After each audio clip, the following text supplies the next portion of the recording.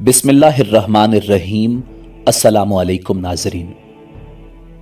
ناظرین، حضرت ابراہیم علیہ السلام کے بیٹے حضرت اسماعیل علیہ السلام کے 12 بیٹے تھے۔ ان کی نسل اس قدر ہوئی کہ مکہ مکرمہ میں نہ سما سکی اور پورے حجاز میں پھیل گئی۔ ان کے ایک بیٹے کیدار کی اولاد میں عدنان پیدا ہوئے۔ عدنان کے بیٹے ماد اور پوتے کا نام نزار تھا۔ نزار کے 4 بیٹے تھے، ان میں سے ایک کا نام مزر تھا۔ مزر کی نسل سے قریش بن مالک پیدا ہوئے، یہ فہر بن مالک بھی کہلائے۔ قریش کی اولاد بہت ہوئی، ان کی اولاد مختلف قبیلوں میں بٹ گئی۔ ان کی اولاد سے قصی نے اقتدار حاصل کیا۔ قصی کے آگے 3 بیٹے ہوئے، ان میں سے ایک عبد مناف تھے، جن کی اگلی نسل میں ہاشم پیدا ہوئے۔ ہاشم نے مدینہ کے ایک سردار کی بیٹی سے شادی کی۔ ان کے ہاں ایک بیٹا پیدا ہوا جس کا نام شیبہ رکھا گیا۔ یہ پیدا ہی ہوا تھا کہ ہاشم کا انتقال ہو گیا۔ ان کے بھائی مطلب مکہ کے حاکم تھے۔ ہاشم کا بیٹا مدینہ میں پرورش پاتا رہا۔ جب مطلب کو معلوم ہوا کہ وہ جوان ہو گیا ہے تو بھتیجے کو لینے کے لیے خود مدینہ گئے۔ اسے لے کر مکہ مکرمہ پہنچے تو لوگوں نے خیال کیا یہ نوجوان ان کا غلام ہے۔ مطلب نے لوگوں کو بتایا کہ یہ ہاشم کا بیٹا اور میرا بھتیجا ہے۔ اس کے باوجود لوگوں نے اسے مطلب کا غلام ہی کہنا شروع کر دیا۔ اس طرح شیبہ کو عبد المطلب کہا جانے لگا۔ حضرت عبد المطلب کے ہاں ابو طالب، حمزہ، عباس، عبداللہ، ابو لہب، حارث، زبیر، زرار اور عبد الرحمن پیدا ہوئے۔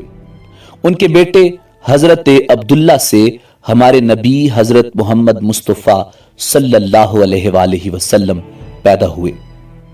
حضرت عبد المطلب کے تمام بیٹوں میں حضرت عبداللہ سب سے زیادہ خوبصورت اور سب سے زیادہ پاک دامن تھے۔ حضرت عبد المطلب کو خواب میں زمزم کا کنواں کھودنے کا حکم دیا گیا، یعنی حضرت اسماعیل علیہ السلام کے کنویں کو۔ اس کنویں کو قبیلہ جرہم کے سردار مزاز نے بند کر دیا تھا۔ قبیلہ جرہم کے لوگ اس زمانے میں مکہ کے سردار اور بیت اللہ کے نگران تھے۔ انہوں نے بیت اللہ کی بے حرمتی شروع کر دی۔ ان کا سردار مزاز بن عمر تھا، وہ اچھا آدمی تھا۔ اس نے اپنے قبیلے کو سمجھایا کہ بیت اللہ کی بے حرمتی نہ کرو، مگر ان پر اثر نہ ہوا۔ جب مزاز نے دیکھا کہ ان پر کوئی اثر نہیں ہوتا تو قوم کو ان کے حال پر چھوڑ کر وہاں سے جانے کا فیصلہ کیا۔ اس نے تمام مال و دولت، تلواریں اور زریں وغیرہ خانہ کعبہ سے نکال کر زمزم کے کنویں میں ڈال دیں اور مٹی سے اس کو بند کر دیا۔ کنواں اس سے پہلے ہی خشک ہو چکا تھا، اب اس کا نام و نشان مٹ گیا۔ مدتوں یہ کنواں بند پڑا رہا۔ اس کے بعد بنو خزاع نے بنو جرہم کو وہاں سے مار بھگایا۔ بنو خزاع اور قصی کی سرداری کا زمانہ اسی حالت میں گزرا۔ کنواں بند رہا یہاں تک کہ قصی کے بعد حضرت عبد المطلب کا زمانہ آ گیا۔ انہوں نے خواب دیکھا۔ خواب میں انہیں زمزم کے کنویں کی جگہ دکھائی گئی اور اس کو کھودنے کا حکم دیا گیا۔ حضرت علی کرم اللہ وجہ الکریم سے روایت ہے کہ حضرت عبد المطلب نے بتایا، میں حجر اسود کے مقام پر سو رہا تھا کہ میرے پاس ایک آنے والا آیا۔ اس نے مجھ سے کہا طیبہ کو کھودو۔ میں نے پوچھا طیبہ کیا ہے، مگر وہ کچھ بتائے بغیر چلا گیا۔ دوسری رات پھر خواب میں وہی شخص آیا، کہنے لگا برہ کو کھودو۔ میں نے پوچھا برہ کیا ہے، وہ کچھ بتائے بغیر چلا گیا۔ تیسری رات اپنے بستر پر سو رہا تھا کہ پھر وہی شخص خواب میں آیا اور اس نے کہا مجنونہ کو کھودو۔ میں نے پوچھا مجنونہ کیا ہے، وہ بتائے بغیر چلا گیا۔ اس سے اگلی رات میں پھر اپنے بستر پر سو رہا تھا کہ وہی شخص پھر آیا اور بولا زمزم کو کھودو۔ میں نے اس سے پوچھا زمزم کیا ہے، اس بار اس نے کہا زمزم وہ ہے جس کا پانی کبھی ختم نہیں ہوتا، جو حاجیوں کے بڑے بڑے مجموعوں کو سیراب کرتا ہے۔ हजरत अब्दुल मुत्तलिब कहते हैं, मैंने उससे पूछा ये कुआं किस जगह है? उसने बताया जहां गंदगी और खून पड़ा है और कौवा ठोंगे मार रहा है। दूसरे दिन हजरत अब्दुल मुत्तलिब अपने बेटे हारिस के साथ वहां गए। उन्होंने देखा वहां गंदगी और खून पड़ा हुआ था और एक कौवा ठोंगे मार रहा था। उस जगह के दोनों तरफ बुत मौजूद थे और ये गंदगी और खून दरअसल उन बुतों पर कुर्बान किए जाने वाले जानवरों का था। पूरी निशानी मिल गई तो हजरत अब्दुल मुत्तलिब वहां कुदाल लेकर खुदाई करने लगे, लेकिन उस वक्त कुरैश वहां आ पहुंचे। उन्होंने कहा, अल्लाह की कसम, हम तुम्हें यहां खुदाई नहीं करने देंगे। तुम हमारे इन दोनों बुतों के दरमियान कुआं खोदना चाहते हो जहां हम इनके लिए कुर्बानियां करते हैं। हजरत अब्दुल मुत्तलिब ने उनकी बात सुनकर अपने बेटे हारिस से कहा, तुम इन लोगों को मेरे करीब ना आने देना, मैं खुदाई का काम करता रहूंगा, इसलिए कि मुझे जिस काम का हुक्म दिया गया है मैं इसको जरूर पूरा करूंगा। कुरैश ने जब देखा कि वो बाज आने वाले नहीं तो रुक गए। आखिर उन्होंने खुदाई शुरू कर दी। जल्द ही कुएं के आसार नजर आने लगे। ये देखकर उन्होंने कहा, अल्लाह अकबर, और फिर पुकार उठे, ये देखो, ये इस्माइल अलैहिस्सलाम की तामीर है। जब कुरैश ने ये देखा कि उन्होंने कुआं तलाश कर लिया तो उनके पास आ गए और कहने लगे, अब्दुल मुत्तलिब, अल्लाह की कसम, ये हमारे बाप इस्माइल का कुआं है और इस पर हमारा भी हक है, इसलिए हम इसमें तुम्हारे शरीक होंगे। ये सुनकर हजरत अब्दुल मुत्तलिब ने कहा, मैं तुम्हें इसमें शरीक नहीं कर सकता, ये मुझ अकेले का काम है। इस पर कुरैश ने कहा, तब फिर इस मामले में हम तुमसे झगड़ा करेंगे। हजरत अब्दुल मुत्तलिब बोले, किसी से फैसला करवा लो। उन्होंने बनु साद इब्ने हजीम की काहिना से फैसला करवाना मंजूर किया। ये काहिना मुल्क शाम के बालाई इलाके में रहती थी। आखिर हजरत अब्दुल मुत्तलिब और दूसरे कुरैश उसकी तरफ रवाना हुए। हजरत अब्दुल मुत्तलिब के साथ अब्दी मन्नाफ के लोगों की एक जमात थी, जबकि दीगर कबाइल कुरैश की भी एक एक जमात साथ थी। उस जमाने में मुल्क हिजाज और शाम के दरमियान एक बेयाबान मैदान था। वहां कहीं पानी नहीं था। उस मैदान में उनका पानी खत्म हो गया। सब लोग प्यास से बेहाल हो गए, यहां तक कि उन्हें अपनी मौत का यकीन हो गया। उन्होंने कुरैश के दूसरे लोगों से पानी मांगा, लेकिन उन्होंने पानी देने से इनकार कर दिया। अब उन्होंने इधर उधर पानी तलाश करने का इरादा किया। हजरत अब्दुल मुत्तलिब उठकर अपनी सवारी के पास आए। जूं ही उनकी सवारी उठी, उसके पांव के नीचे से पानी का चश्मा उबल पड़ा। उन्होंने पानी को देखकर अल्लाह अकबर का नारा लगाया। फिर हजरत अब्दुल मुत्तलिब सवारी से उतर आए। सबने खूब सैर होकर पानी पिया और अपने मशकीजे भर लिए। अब उन्होंने कुरैश की दूसरी जमात से कहा, आओ तुम भी सैर होकर पानी पी लो। अब वो भी आए और खूब पानी पिया। पानी पीने के बाद वो बोले, अल्लाह की कसम, ऐ अब्दुल मुत्तलिब, ये तो तुम्हारे हक में फैसला हो गया। अब हम जमजम के बारे में तुमसे कभी झगड़ा नहीं करेंगे।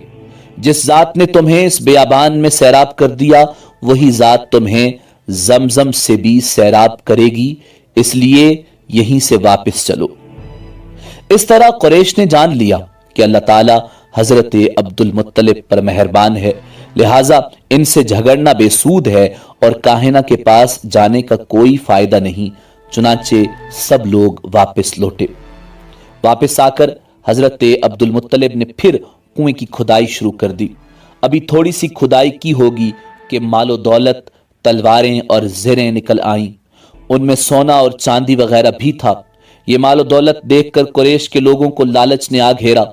उन्होंने हजरत अब्दुल मुत्तलिब से कहा, ए अब्दुल मुत्तलिब, इसमें हमारा भी हिस्सा है। उनकी बात सुनकर हजरत अब्दुल मुत्तलिब ने कहा, नहीं, इसमें तुम्हारा कोई हिस्सा नहीं, तुम्हें इंसाफ का तरीका इख्तियार करना चाहिए। आओ 500 के तीरों से कोरा डालें। उन्होंने ऐसा करना मंजूर कर लिया। 2 तीर काबे के नाम से रखे गए, 2 हजरत अब्दुल मुत्तलिब के और 2 कुरैश के, बाकी लोगों के नाम के। पांसा फेंका गया तो मालो दौलत काबा के नाम निकला। तलवारें और ज़रें हजरत अब्दुल मुत्तलिब के नाम और कुरैशियों के नाम जो तीर थे वो किसी चीज पर न निकले। इस तरह फैसला हो गया। हजरत अब्दुल मुत्तलिब ने काबे के दरवाजे को सोने से सजा दिया। जमजम की खुदाई से पहले हजरत अब्दुल मुत्तलिब ने दुआ मांगी थी कि ऐ अल्लाह, इसकी खुदाई को मुझ पर आसान कर दे, मैं अपना एक बेटा तेरे रास्ते में ज़िबा करूंगा। अब जबकि कुआं निकल आया तो उन्हें ख्वाब में हुक्म दिया गया, अपनी मन्नत पूरी करो, यानी एक बेटे को ज़िबा करो। नाजरीन, हजरत अब्दुल मुत्तलिब को यह हुक्म उस वक्त दिया गया जब वो अपनी मन्नत भूल चुके थे। पहले ख्वाब में उनसे कहा गया, मन्नत पूरी करो। उन्होंने एक मेंढा ज़िबा करके गरीबों को खिला दिया। फिर ख्वाब आया, इससे बड़ी पेश करो। इस मर्तबा उन्होंने एक बैल ज़िबा कर दिया। ख्वाब में फिर यही कहा गया, इससे भी बड़ी कुर्बानी पेश करो। अब उन्होंने ऊंट ज़िबा किया। फिर ख्वाब आया, ए अब्दुल मुत्तलिब, इससे भी बड़ी चीज पेश करो। उन्होंने पूछा, इससे भी बड़ी चीज क्या है? तब कहा गया, ए अब्दुल मुत्तलिब, अपने बेटों में से किसी को ज़िबा करो, जैसा कि तुमने मन्नत मानी थी। अब उन्हें अपनी मन्नत याद आई। अपने बेटों को जमा किया, उनसे मन्नत का जिक्र किया। सबके सर झुक गए। कौन खुद को ज़िबा करवाना चाहता? आखिर हजरत अब्दुल्ला बोले, अब्बा जान, आप मुझे ज़िबा कर दें। ये सबसे छोटे थे, सबसे खूबसूरत थे। सबसे ज्यादा मोहब्बत भी हजरत अब्दुल मुत्तलिब को इन्हीं से थी। लिहाजा उन्होंने कुरानदाजी करने का इरादा किया। तमाम बेटों के नाम लिखकर कुरा डाला गया। हजरत अब्दुल्ला का नाम निकला। अब उन्होंने छुरी ली, हजरत अब्दुल्ला को बाजू से पकड़ा और उन्हें ज़िबा करने के लिए नीचे लिटा दिया। जूं ही बाप ने बेटे को लिटाया, अब्बास जब्त न रहा, फौरन आगे बढ़े और भाई को खींच लिया। हजरत अब्बास ने जैसे ही अपने भाई को खींचा, उस वक्त ये खुद भी बहुत छोटे थे। बाप ने अब्दुल्ला को अपनी तरफ खींचा। इस खींचातानी में हजरत अब्दुल्ला के चेहरे पर खराशें भी आईं। उन खराशों के निशानात मरते दम तक बाकी रहे। उसी दौरान बनु मखजूम के लोग आ गए। उन्होंने कहा, आप इस तरह बेटे को ज़िबा न करें, इसकी मां की जिंदगी खराब हो जाएगी। अपने रब को राजी करने के लिए बेटे का फिदिया दे दें। अब सवाल यह था कि फिदिया क्या दिया जाए। इसकी तरकीब यह बताई गई कि कागज के एक टुकड़े पर 10 ऊंट लिखे जाएं, दूसरे पर हजरत अब्दुल्लाह का नाम लिखा जाए। अगर 10 ऊंट वाली पर्ची निकली तो 10 ऊंट कुर्बान कर दिए जाएं। अगर हजरत अब्दुल्ला वाली पर्ची निकली तो 10 ऊंट का इजाफा कर दिया जाए। फिर 20 ऊंट वाली पर्ची और हजरत अब्दुल्ला वाली पर्ची डाली जाए। अब अगर 20 ऊंट वाली पर्ची निकले तो 20 ऊंट कुर्बान कर दिए जाएं, वरना 10 ऊंट और बढ़ा दिए जाएं। इस तरह 10-10 करके बढ़ाते जाएं। हजरत अब्दुल मुत्तलिब ने ऐसा ही किया। 10-10 ऊंट बढ़ाते चले गए। हर बार हजरत अब्दुल्ला का नाम निकलता चला गया, यहां तक कि ऊंटों की तादाद 100 तक पहुंच गई। तब कहीं जाकर ऊंटों वाली पर्ची निकली। इस तरह उनकी जान के बदले 100 ऊंट कुर्बान किए गए। हजरत अब्दुल मुत्तलिब को अब पूरा इत्मीनान हो गया कि अल्लाह ताला ने हजरत अब्दुल्ला के बदले 100 ऊंटों की कुर्बानी कबूल कर ली है। उन्होंने काबे के पास 100 ऊंट कुर्बान किए और किसी को खाने से न रोका। सब इंसानों, जानवरों और परिंदों ने उन ऊंटों को खाया। हजरत अब्दुल मुत्तलिब पहले आदमी हैं जिन्होंने आदमी की जान की कीमत 100 ऊंट देने का तरीका शुरू किया। उससे पहले 10 ऊंट दिए जाते थे। उसके बाद यह तरीका सारे अरब में जारी हो गया। गोया कानून बन गया कि आदमी का फिदिया 100 ऊंट है। नबी करीम सल्लल्लाहु अलैहि वसल्लम के सामने ये जिक्र आया तो आपने उस फिदिया की तस्दीक फरमाई, यानी फरमाया कि ये दुरुस्त है।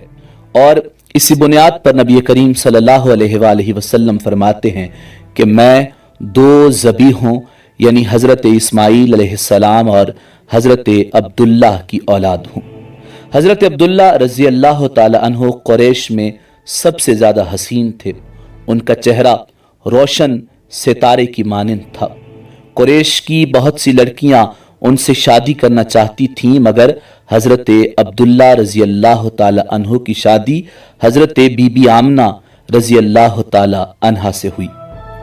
हज़रत आमना बिनते वहब बिन अब्द मन्नाफ बिन ज़ोहरा।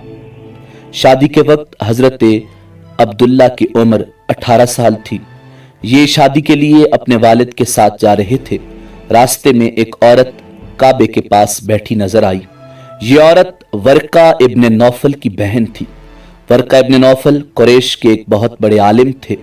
वर्का इब्न नौफल से उनकी बहन ने सुन रखा था कि वक्त के आखिरी नबी का ज़हूर होने वाला है और उनकी निशानियों में से एक निशानी ये होगी कि उनके वालिद के चेहरे में नबुव्वत का नूर चमकता होगा। जो ही उसने हज़रत अब्दुल्ला को देखा, फौरन उसके जहन में ये बात आई।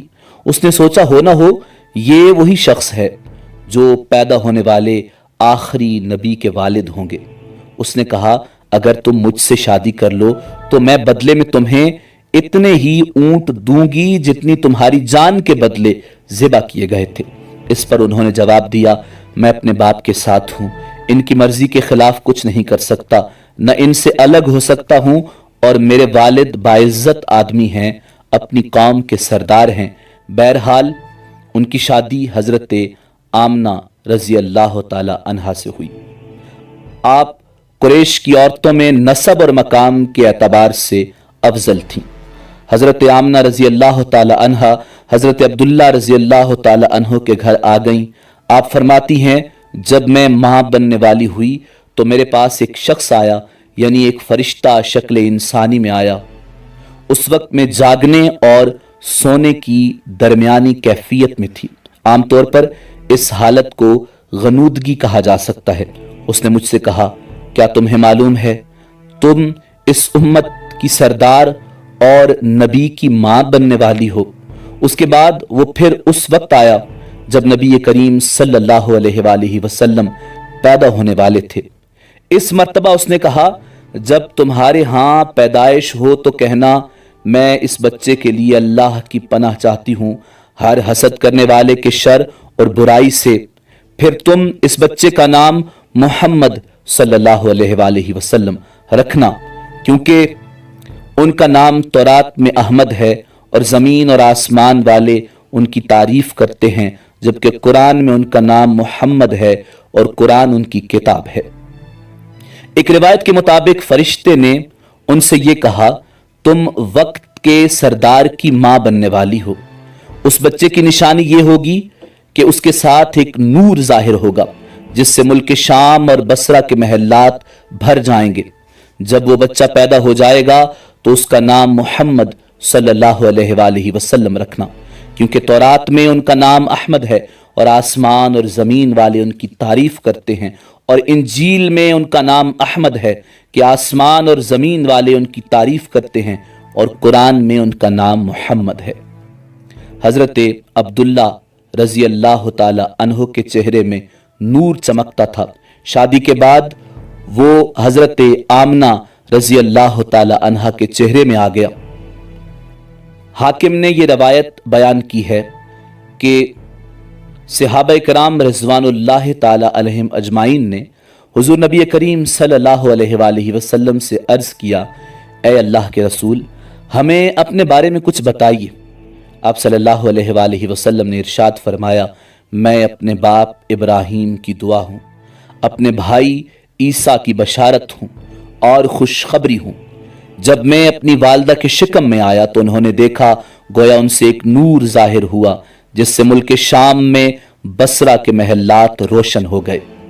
हज़रत आमना रज़ी अल्लाह ताला अन्हा ने हज़रत हलीमा सादिया रज़ी अल्लाह ताला अन्हा से फरमाया था, मेरे इस बच्चे की शान निराली है। ये मेरे पेट में थे तो मुझे कोई बोझ और थकन महसूस नहीं हुई। हज़रत ईसा अलैहिस्सलाम वो आखिरी पैगंबर हैं जिन्होंने आप सल्लल्लाहु अलैहि वसल्लम की आमद की खुशखबरी सुनाई। इस बशारत का जिक्र कुरान मजीद फुरकान हमीद में मौजूद है। और यूं इरशाद फरमाया गया। और इसी तरह वो वक्त भी काबिल ज़िक्र है जबकि ईसा इब्न मरियम ने फरमाया कि ऐ बनी इसराइल, मैं तुम्हारे पास अल्लाह का भेजा हुआ आया हूँ और मुझसे पहले जो तौरात आ चुकी है मैं उसकी तस्दीक करने वाला हूँ, और मेरे बाद जो एक रसूल आने वाला है उनका नाम मुबारक अहमद होगा, मैं उनकी बशारत देने वाला हूँ।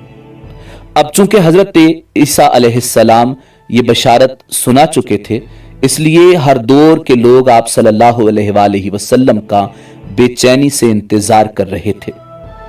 उधर आपकी पैदाइश से पहले ही हजरत अब्दुल्ला रजी अल्लाह ताला अन्हो का इंतकाल हो गया। साबका कुतब में आपकी नबूवत की एक अलामत यह भी बताई गई है कि आपके वालिद का इंतकाल आपके विलादत से पहले हो जाएगा। हजरत अब्दुल्ला रजी अल्लाह ताला अन्हो एक तिजारती काफिले के साथ तिजारत के लिए गए थे। उस दौरान बीमार हो गए और कमजोर होकर वापस लौटे। काफिला मदीना मुनव्वरा से गुजरा तो हजरत अब्दुल्ला अपनी ननियाल यानी बनु नज्जार के यहाँ ठहरे। उनकी वालदा बनु नज्जार से थीं। 1 माह तक बीमार रहे और फिर विसाल फरमा गए। उन्हें वहां ही दफन कर दिया गया। तिजारती काफिला जब हजरत अब्दुल्ला रजी अल्लाह ताला अन्हो के बगैर मक्का मुकर्रमा पहुंचा और उनके वालिद माजिद हजरत अब्दुल मुत्तलिब को पता चला कि उनके बेटे अब्दुल्ला बीमार हो गए हैं और मदीना में अपने ननिहाल में हैं, तो उन्हें लाने के लिए हजरत अब्दुल मुत्तलिब ने अपने बेटे जुबैर को भेजा। जब ये वहां पहुंचे तो हजरत अब्दुल्ला इंतकाल फरमा चुके थे। मतलब ये कि आप सल्लल्लाहु अलैहि वसल्लम इस दुनिया में अपने वालिद की वफात के चंद माह बाद तशरीफ लाए। हजरत इब्न अब्बास रजी अल्लाह ताला अन्हु कहते हैं कि हुजूर नबी करीम सल्लल्लाहु अलैहि वसल्लम इस दुनिया में तशरीफ लाए तो आपकी नाफ कटी हुई थी। नाफ को बच्चा पैदा होने के बाद काटा जाता है। आप खतना शुदा पैदा हुए। हजरत अब्दुल मुत्तलिब रजी अल्लाह ताला अन्हु ये देखकर बेहद हैरान भी हुए और खुश भी हुए और कहा करते थे कि मेरा बेटा निराली शान का होगा। आपकी पैदाइश से पहले मक्का के लोग खुश्क साली और कहत का शिकार थे, लेकिन जो ही आप दुनिया में तशरीफ लाए बारिशें शुरू हो गईं, खुश्क साली खत्म हो गई, दरख्त हरे भरे हो गए और फलों से लद गए, जमीन पर सब्जा ही सब्जा नजर आने लगा। पैदाइश के वक्त आप अपने हाथों पर झुके हुए थे, सर आसमान की तरफ था। एक रिवायत के अल्फाज ये हैं कि घुटनों के बल झुके हुए थे, मतलब ये कि सजदे किसी हालत में थे। आपकी मुट्ठी बंद थी और शहादत की उंगली उठी हुई थी, जैसा कि हम नमाज में उठाते हैं। हुजूर नबी करीम रऊफुर रहीम सल्लल्लाहु अलैहि वसल्लम फरमाते हैं, जब मेरी वालदा ने मुझे जन्म दिया तो उनसे एक नूर निकला, उस नूर से शाम के महल्लात जगमगा उठे। आप सल्लल्लाहु अलैहि वसल्लम की वालदा सैयदा आमिना रजी अल्लाह ताला अन्हा फरमाती हैं, मोहम्मद सल्लल्लाहु अलैहि वसल्लम की पैदाइश के वक्त जाहिर होने वाले नूर की रोशनी से मुझे बसरा में चलने वाले ऊंटों की गर्दनें तक नजर आईं। अल्लामा सहली रहमतुल्लाह अलैह ने लिखा है कि जब आप पैदा हुए तो आपने अल्लाह की तारीफ की। एक रिवायत में ये अल्फाज आए हैं, अल्लाहु अकबर कबीरा वल्हम्दुलिल्लाहि कसीरा व सुब्हानल्लाहि बुकरतन व असीला। अल्लाह ताला सबसे बड़ा है, अल्लाह ताला की बेहद तारीफ है और मैं सुबह शाम अल्लाह की पाकी बयान करता हूँ। आपकी विलादत किस दिन हुई, इस बात पर सबका इत्तेफाक है कि वो पीर का दिन था। आप सुबह फजर तुलू होने के वक्त दुनिया में तशरीफ लाए। तारीख़ पैदाइश के सिलसिले में बहुत से अक़वाल हैं। एक रिवायत के मुताबिक 12 रबीउल अव्वल को पैदा हुए, एक रिवायत 8 रबीउल अव्वल की है, एक रिवायत 2 रबीउल अव्वल की है। इस सिलसिले में और भी बहुत सी रिवायात हैं। ज़्यादातर मुअर्रिखीन का ख्याल है कि आप 8 रबीउल अव्वल को पैदा हुए। तक़वीम के तरीके के हिसाब से جب تاریخ نکالی گئی تو 9 ربیع الاول نکلی۔ مطلب یہ کہ اس بارے میں بالکل صحیح بات کسی کو معلوم نہیں۔ اس پر سب کا اتفاق ہے کہ مہینہ ربیع الاول کا تھا اور دن پیر کا۔ یہ بھی کہا جاتا ہے کہ آپ کو پیر کے دن ہی نبوت ملی، پیر کے دن ہی آپ نے مدینہ منورہ کی طرف ہجرت فرمائی اور پیر کے دن ہی آپ وصال فرما گئے۔ آپ صلی اللہ علیہ وآلہ وسلم عام الفیل میں پیدا ہوئے، یعنی ہاتھیوں والے سال۔ اس سال کو عام الفیل یعنی ہاتھیوں والا سال اس لیے کہا جاتا ہے کہ ابرہہ نے ہاتھیوں کے ذریعے مکہ مکرمہ پر چڑھائی کی تھی۔ آپ صلی اللہ علیہ وآلہ وسلم کی پیدائش اس واقعہ کے کچھ ہی دن بعد ہوئی تھی۔ واقعہ کچھ اس طرح ہے کہ ابرہہ یمن کا عیسائی حاکم تھا۔ حج کے دنوں میں اس نے دیکھا کہ لوگ بیت اللہ کا حج کرنے جاتے ہیں۔ اس نے اپنے لوگوں سے پوچھا کہ یہ لوگ کہاں جاتے ہیں؟ اسے جواب دیا گیا کہ بیت اللہ کا حج کرنے مکہ جاتے ہیں۔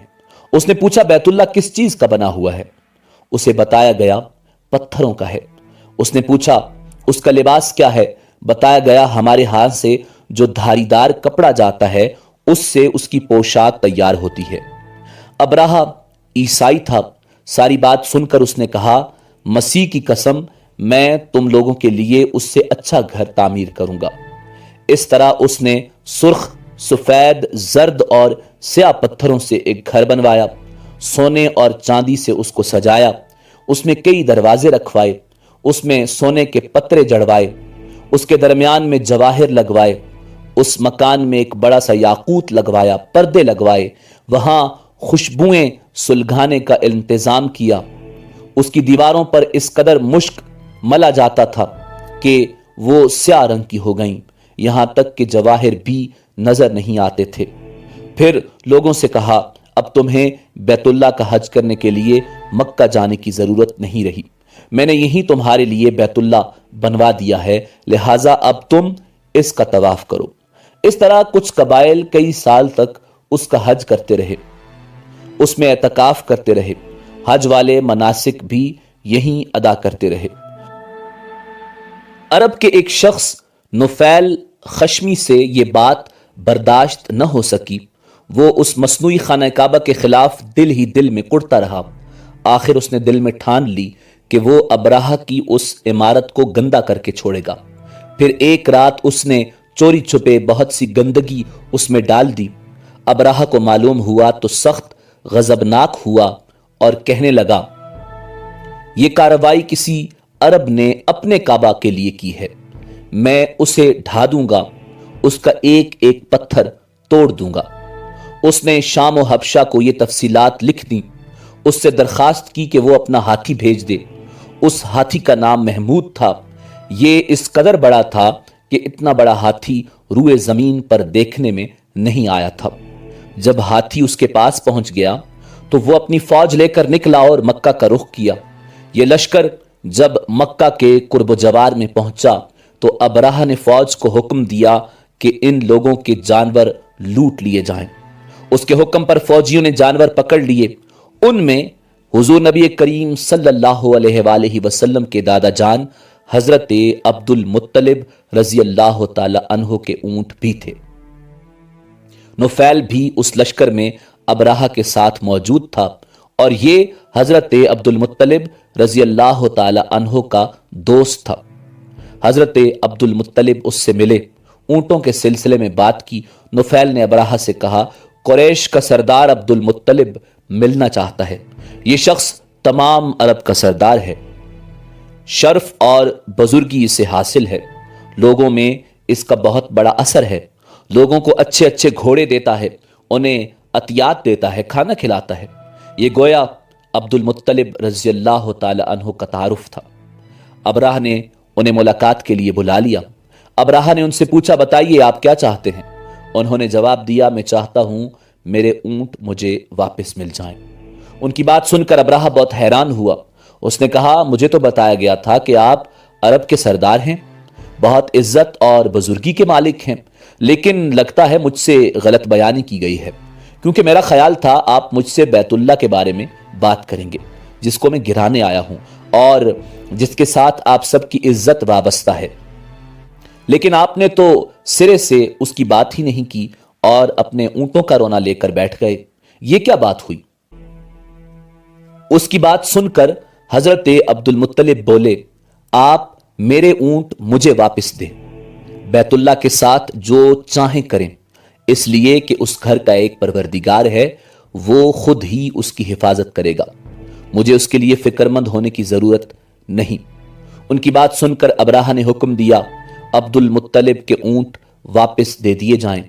جب انہیں ان کے اونٹ واپس مل گئے تو انہوں نے ان کے سموں پر چمڑے چڑھا دیے، ان پر نشان لگا دیے، انہیں قربانی کے لیے وقف کر کے حرم میں چھوڑ دیا تاکہ پھر کوئی انہیں پکڑ لے تو حرم کا پروردگار غضبناک ہو۔ پھر حضرت عبد المطلب ہیرا پہاڑ پر چڑھ گئے، ان کے ساتھ ان کے کچھ دوست تھے۔ انہوں نے اللہ سے درخواست کی، اے ہمارے پروردگار، انسان اپنے سامان کی حفاظت کرتا ہے، تو اپنے سامان کی حفاظت کر۔ ادھر سے ابراہہ اپنا لشکر لے کر آگے بڑھا، وہ خود ہاتھی پر سوار لشکر کے درمیان موجود تھا۔ ایسے میں اس کے ہاتھی نے آگے بڑھنے سے انکار کر دیا، وہ زمین پر بیٹھ گیا۔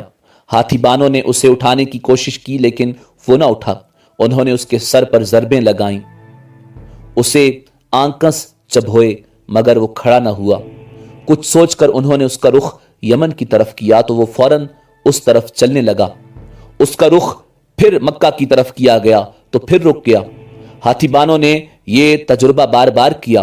آخر ابراہ نے حکم دیا ہاتھی کو شراب پلائی جائے تاکہ نشے میں اسے کچھ ہوش نہ رہ جائے اور ہم اسے مکہ کی طرف آگے بڑھا سکیں۔ چنانچہ اسے شراب پلائی گئی لیکن اس پر کوئی اثر نہ ہوا۔ ابراہ کے ہاتھی کو اٹھانے کی مسلسل کوشش جاری تھی کہ اچانک سمندر کی طرف سے ان کی طرف اللہ تعالیٰ نے ابابیلوں کو بھیج دیا، وہ ٹڈیوں کے جھنڈ کی طرح آئیں۔ دوسری طرف حضرت عبد المطلب مکہ میں داخل ہوئے، حرم میں پہنچے اور کعبہ کے دروازے کی زنجیر پکڑ کر ابراہ اور اس کے لشکر کے خلاف فتح کی دعا مانگی۔ ان کی دعا کے الفاظ یہ تھے، اے ہمارے پروردگار، یہ بندہ اپنے قافلے اور اپنی جماعت کی حفاظت کر رہا ہے، تو اپنے گھر یعنی بیت اللہ کی حفاظت فرما۔ ابراہ کا لشکر فتح نہ حاصل کر سکے، ان کی طاقت تیری طاقت کے آگے کچھ بھی نہیں۔ آج صلیب کامیاب نہ ہو۔ صلیب کا لفظ اس لیے بولا کہ ابراہ عیسائی تھا اور صلیب کو عیسائی اپنے نشان کے طور پر ساتھ لے کر چلتے ہیں۔ اب انہوں نے اپنی قوم کو ساتھ لیا اور ہیرا پہاڑ پر چڑھ گئے، کیونکہ ان کا خیال تھا وہ ابراہ کا مقابلہ نہیں کر سکیں گے۔ اور پھر اللہ تعالیٰ نے پرندوں کے جھنڈ بھیج دیے۔ یہ پرندے چڑیا سے قدرے بڑے تھے، ان میں سے ہر ایک پرندے کی چونچ میں پتھر کے 3 ٹکڑے تھے۔ یہ پتھر پرندوں نے ابراہ کے لشکر پر گرانے شروع کیے۔ جو ہی یہ پتھر ان پر گرے ان کے ٹکڑے ٹکڑے ہو گئے، بالکل اسی طرح جیسے آج کسی جگہ اوپر سے بم گرایا جائے تو جسموں کے ٹکڑے اڑ جاتے ہیں۔ ابراہ کا ہاتھی محمود البتہ ان کنکریوں سے محفوظ رہا، باقی سب ہاتھی تہس نہس ہو گئے۔ یہ ہاتھی 13 عدد تھے، سب کے سب کھائے ہوئے نحوست کی مانند ہو گئے، جیسا کہ سورہ الفیل میں آتا ہے۔ ابراہ اور اس کے کچھ ساتھی تباہی کا یہ منظر دیکھ کر بری طرح بھاگے، لیکن پرندوں نے ان کو بھی نہ چھوڑا۔ ابراہ کے بارے میں طبقات میں لکھا ہے کہ اس کے جسم کا ایک عضو الگ ہو کر گرتا چلا گیا، یعنی وہ بھاگ رہا تھا اور اس کے جسم کا ایک ایک حصہ الگ ہو کر گر رہا تھا۔ دوسری طرف حضرت عبد المطلب اس انتظار میں تھے کہ کب حملہ ہوتا ہے، لیکن حملہ آور جب مکہ میں داخل نہ ہوئے تو وہ حالات معلوم کرنے کے لیے نیچے اترے۔ مکہ سے باہر نکلے تب انہوں نے دیکھا سارا لشکر تباہ ہو چکا ہے۔ خوب مال غنیمت ان کے ہاتھ لگا، بے شمار سامان ہاتھ آیا، مال میں سونا چاندی بھی بے تحاشا تھا۔ لشکر میں سے کچھ لوگ ایسے بھی تھے جو واپس نہیں بھاگے تھے، یہ مکہ میں رہ گئے تھے۔ ان میں ابراہ کے ہاتھی کا معاوت بھی تھا جو محمود کو آگے لانے میں ناکام رہا تھا۔ ہمارے نبی حضرت محمد صلی اللہ علیہ وآلہ وسلم اس واقعہ کے چند دن بعد پیدا ہوئے۔ آپ جس مکان میں پیدا ہوئے وہ صفا پہاڑی کے قریب تھا۔ حضرت کعب احبار رضی اللہ تعالی عنہ روایت کرتے ہیں کہ میں نے تورات میں پڑھا تھا کہ رسول اللہ صلی اللہ علیہ وآلہ وسلم کی پیدائش مکہ میں ہوگی۔ یہ کعب پہلے یہودی تھے، اس لیے تورات پڑھا کرتے تھے۔ دنیا میں آتے ہی حضور نبی اکرم صلی اللہ علیہ وآلہ وسلم روئے۔ حضرت عبد الرحمن بن عوف رضی اللہ تعالی عنہ کی والدہ کہتی ہیں کہ جب حضرت آمنہ رضی اللہ تعالی عنہا کے ہاں ولادت ہوئی تو میں وہاں موجود تھی۔ آپ صلی اللہ علیہ وآلہ وسلم میرے ہاتھوں میں آئے۔ یہ غالباً دائیہ تھی، ان کا نام شفا تھا۔ فرماتی ہیں جب آپ میرے ہاتھوں میں آئے تو روئے۔ آپ کے دادا عبد المطلب آپ کی ولادت کی اطلاع دی گئی تو وہ اس وقت خانہ کعبہ کا طواف کر رہے تھے۔ اطلاع ملنے پر گھر آئے، بچے کو گود میں لیا۔ اس وقت آپ کی والدہ نے ان سے کہا یہ بچہ عجیب ہے، سجدے کی حالت میں پیدا ہوا ہے، یعنی پیدا ہوتے ہی اس نے پہلے سجدہ کیا، پھر سجدے سے سر اٹھا کر انگلی آسمان کی طرف اٹھائی۔ حضرت عبد المطلب نے آپ کو دیکھا، اس کے بعد آپ کو کعبہ میں لے آئے، آپ کو گود میں لیے رہے اور طواف کرتے رہے، پھر واپس لا کر حضرت آمنہ کو دیا۔ آپ کو عرب کے دستور کے مطابق ایک برتن سے ڈھانپا گیا، لیکن وہ برتن ٹوٹ کر آپ کے اوپر سے ہٹ گیا۔ اس وقت آپ اپنا انگوٹھا چوستے نظر آئے۔ اس موقع پر شیطان بری طرح چیخا۔ تاریخ اسلام کے مطابق شیطان صرف 4 مرتبہ چیخا۔ پہلی بار اس وقت جب اللہ تعالیٰ نے اسے ملعون ٹھہرایا، دوسری بار اس وقت جب اسے زمین پر اتارا گیا، تیسری بار اس وقت جب حضور نبی اکرم صلی اللہ علیہ وآلہ وسلم کی پیدائش ہوئی، اور چوتھی بار اس وقت جب نبی کریم صلی اللہ علیہ وآلہ وسلم پر سورہ فاتحہ نازل ہوئی۔ اس موقع پر حضرت حسان بن ثابت رضی اللہ تعالی عنہ کہتے ہیں میں 8 سال کا تھا، جو کچھ دیکھتا اور سنتا تھا اس کو سمجھتا تھا۔ ایک صبح میں نے یثرب یعنی مدینہ منورہ میں ایک یہودی کو دیکھا، وہ ایک اونچے ٹیلے پر چڑھ کر چلا رہا تھا۔ لوگ اس یہودی کے گرد جمع ہو گئے اور بولے کیا بات ہے، کیوں چیخ رہے ہو؟ یہودی نے جواب دیا احمد کا ستارہ طلوع ہو گیا ہے اور وہ آج رات پیدا ہو گئے ہیں۔ حضرت حسان بن ثابت رضی اللہ تعالی عنہ بعد میں 60 سال کی عمر میں مسلمان ہوئے تھے۔ 120 سال کی عمر میں انہوں نے وفات پائی، گویا ایمان کی حالت میں 60 سال زندہ رہے۔ بہت اچھے شاعر تھے۔ نبی کریم صلی اللہ علیہ وآلہ وسلم کی اپنے اشعار میں تعریف کیا کرتے تھے اور دشمنوں کی برائی اشعار میں بیان کرتے تھے۔ غزوات کے موقع پر اشعار کے ذریعے مسلمانوں کو جوش دلاتے تھے، اسی بنیاد پر انہیں شاعر رسول کا خطاب ملا تھا۔ حضرت کعب احبار رضی اللہ تعالی عنہ فرماتے ہیں کہ میں نے تورات میں پڑھا کہ اللہ تعالیٰ نے حضرت موسیٰ علیہ السلام کو حضور نبی اکرم صلی اللہ علیہ وآلہ وسلم کی ولادت کے وقت کی خبر دے دی تھی، اور حضرت موسیٰ علیہ السلام نے اپنی قوم بنی اسرائیل کو اس کی اطلاع دے دی تھی۔ اس سلسلے میں انہوں نے فرمایا تھا تمہارے نزدیک جو مشہور چمکدار ستارہ ہے، جب وہ حرکت میں آئے گا تو وہی وقت رسول اللہ صلی اللہ علیہ وآلہ وسلم کی پیدائش کا ہوگا۔ یہ خبر بنی اسرائیل کے علماء ایک دوسرے کو دیتے چلے آئے تھے، اور اس طرح بنی اسرائیل کو بھی حضور نبی اکرم صلی اللہ علیہ وآلہ وسلم کی ولادت کا وقت یعنی اس کی علامت معلوم تھی۔ حضرت عائشہ صدیقہ رضی اللہ تعالی عنہا سے روایت ہے کہ ایک یہودی عالم مکہ میں رہتا تھا۔ جب وہ رات آئی جس رات حضور نبی اکرم صلی اللہ علیہ وآلہ وسلم پیدا ہوئے، تو وہ قریش کی ایک مجلس میں بیٹھا تھا۔ اس نے کہا کیا تمہارے ہاں آج کوئی بچہ پیدا ہوا ہے؟ لوگوں نے کہا ہمیں تو معلوم نہیں۔ اس پر اس یہودی نے کہا میں جو کچھ کہتا ہوں اسے اچھی طرح سن لو۔ آج اس امت کا آخری نبی پیدا ہو گیا ہے، اور قریش کے لوگوں میں تم میں سے یعنی وہ قریشی ہے جس کے بارے میں بات کر رہا ہوں، اس کے کندھے کے پاس ایک علامت ہے یعنی مہر نبوت۔ اس میں بہت زیادہ بال ہیں یعنی گھنے بال ہیں، اور یہ نبوت کا نشان ہے، نبوت کی دلیل ہے۔ اس بچے کی ایک علامت یہ ہے کہ وہ 2 رات تک دودھ نہیں پیے گا۔ ان باتوں کا ذکر اس کی نبوت کی علامات کے طور پر پرانی کتب میں موجود ہے۔ علامہ ابن حجر نے لکھا ہے کہ یہ بات درست ہے، آپ نے 2 دن تک دودھ نہیں پیا تھا۔ یہودی عالم نے جب یہ باتیں بتائیں تو لوگ وہاں سے اٹھ گئے۔ انہیں یہودی کی باتیں سن کر بہت حیرت ہوئی تھی۔ جب وہ لوگ اپنے گھروں میں پہنچے تو ان میں سے ہر ایک نے اس کی باتیں اپنے گھر کے افراد کو بتائیں۔ عورتوں کو چونکہ حضرت آمنہ رضی اللہ تعالی عنہا کے ہاں بیٹا پیدا ہونے کی خبر ہو چکی تھی، اس لیے انہوں نے اپنے مردوں کو بتایا۔ جب اس یہودی عالم کو پتہ چلا تو کہنے لگا، ذرا چل کر مجھے وہ بچہ دکھاؤ۔ لوگ اسے اپنے ساتھ لیے حضرت آمنہ کے گھر کے باہر آئے، ان سے بچہ دکھانے کی درخواست کی۔ آپ نے بچے کو کپڑے سے نکال کر انہیں دے دیا۔ لوگوں نے آپ کے کندھے پر سے کپڑا ہٹایا۔ یہودی کی نظر جوں ہی مہر نبوت پر پڑی، وہ فوراً بے ہوش ہو کر گر پڑا۔ اسے ہوش آیا تو لوگوں نے اس سے پوچھا، تمہیں کیا ہو گیا تھا؟ جواب میں اس نے کہا، میں اس غم سے بے ہوش ہوا تھا کہ میری قوم میں سے نبوت ختم ہو گئی، اور اے قریشیو، اللہ کی قسم یہ بچہ تم پر زبردست غلبہ حاصل کرے گا اور اس کی شہرت مشرق سے مغرب تک پھیل جائے گی۔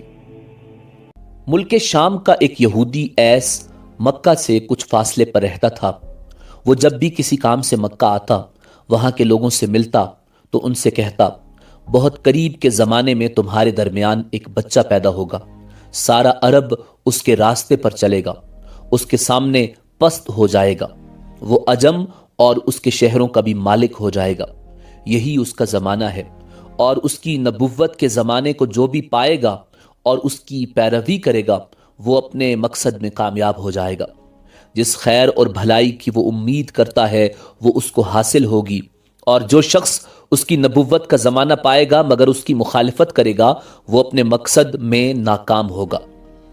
مکہ معظمہ میں جو بھی بچہ پیدا ہوتا وہ یہودی اس بچے کے بارے میں تحقیق کرتا اور کہتا، ابھی وہ بچہ پیدا نہیں ہوا۔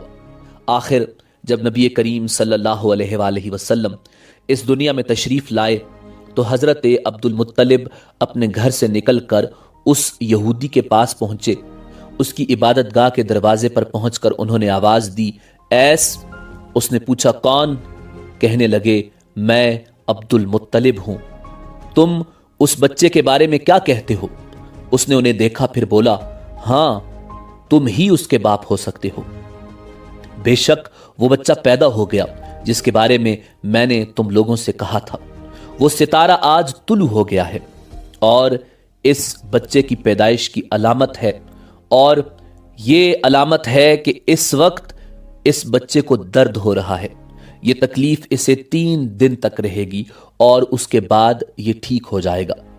راہب نے جو یہ کہا تھا کہ بچہ 3 دن تک تکلیف میں رہے گا، تو اس کی تفصیل یہ ہے کہ آپ صلی اللہ علیہ وآلہ وسلم نے 3 دن تک دودھ نہیں پیا تھا۔ اور یہودی نے جو یہ کہا تھا کہ ہاں آپ ہی اس کے باپ ہو سکتے ہیں، تو اس سے مراد یہ ہے کہ عربوں میں دادا کو بھی باپ کہہ دیا جاتا ہے، اور نبی کریم صلی اللہ علیہ وآلہ وسلم نے ایک بار خود فرمایا تھا، میں عبد المطلب کا بیٹا ہوں۔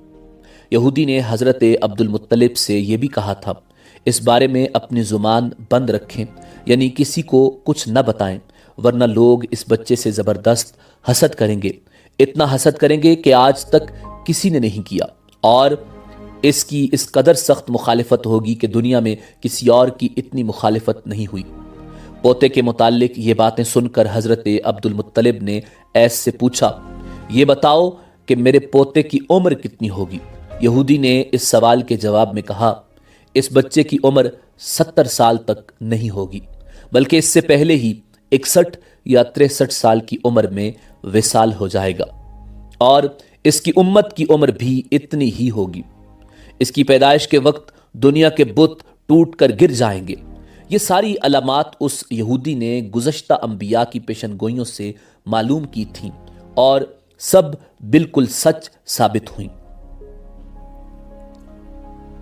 قریش کے کچھ لوگ عمر بن نفیل وغیرہ ایک بت کے پاس جایا کرتے تھے۔ یہ اس رات بھی اس بت کے پاس گئے جس رات آپ صلی اللہ علیہ وآلہ وسلم کی پیدائش ہوئی۔ انہوں نے دیکھا وہ بت اوندے منہ گرا پڑا ہے۔ ان لوگوں کو یہ بات بری لگی انہوں نے اس کو اٹھایا، سیدھا کر دیا، مگر وہ پھر گر گیا۔ انہوں نے پھر اس کو سیدھا کیا، وہ پھر الٹا ہو گیا۔ ان لوگوں کو بہت حیرت ہوئی، یہ بات بہت عجیب لگی۔ تب اس بت سے آواز نکلی، یہ ایک ایسے بچے کی پیدائش کی خبر ہے جس کے نور سے مشرق اور مغرب میں تمام زمین کے گوشے منور ہو گئے ہیں۔ بت سے نکلنے والی آواز نے انہیں اور زیادہ حیرت زدہ کر دیا۔ اس کے علاوہ ایک واقعہ یہ پیش آیا کہ ایران کے شہنشاہ کسریٰ نوشیروان کا محل ہلنے لگا اور اس میں شگاف پڑ گئے۔